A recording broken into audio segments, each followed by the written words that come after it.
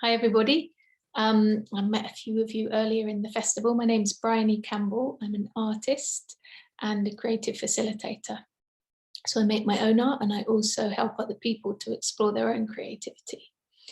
And my main interest as an artist is in understanding relationships and how we relate to each other and how that defines us as people. So for that reason, I was really excited to meet Georgia Pavlopoulou, who is a UCL psychologist who specializes in autistic people's relationships. You will, of course, have met her already, as she's one of the festival team. And we met at the beginning of the pandemic and began developing this wonderful project called FlowUnlocked, which looks at autistic people's relationships.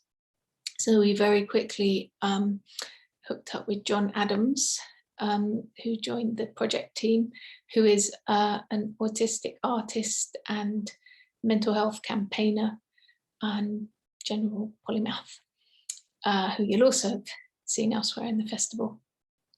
So what is FlowUnlocked? Let me share my screen and give you a short introduction to our project before we share some artwork. So FlowUnlocked is a collaborative knowledge exchange between autistic people and non-autistic people, between artists and researchers. So our group was made up of people who came from artistic backgrounds and people also who had no artistic experience, and Georgia as our academic researcher expert. We are exploring and highlighting the importance of relationships to autistic people. Why do we think this is important? It's something that is very often overlooked, disregarded.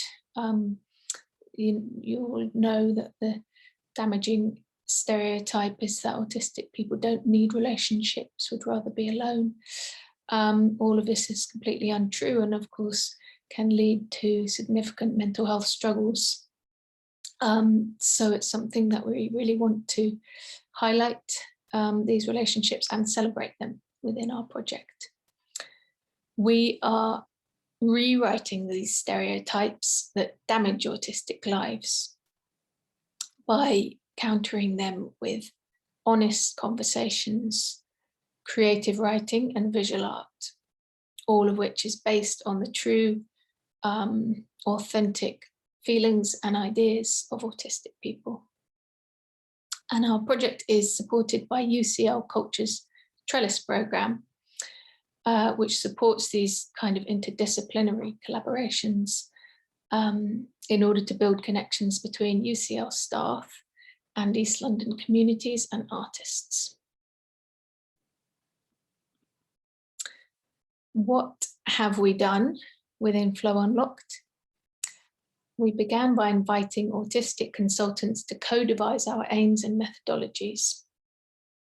We, based on the conversations and ideas that came out of these consultation sessions, we created a safe online space in which we could have honest conversations about autistic relationships and the effects of lockdown in particular.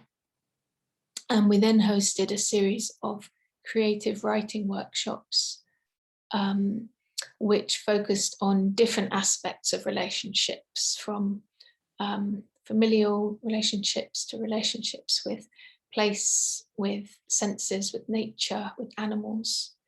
And out of these workshops came some amazing poetry, which we will be sharing with you very shortly. And then finally, we created visual art in response to the ideas and the writing that was shared within the workshops. So all the visual art is also based on the narratives of autistic people in their own words. Why do we call the project FlowUnlocked? We began with, so the the project is an East London based project, and that's an important part of the funders' brief to focus on East London. And we saw the Regent's Canal, which runs through the ever-changing neighbourhoods of East London, as a sort of metaphorical artery. And in this, we found a really interesting connection to the positive psychological theory of flow state within autism.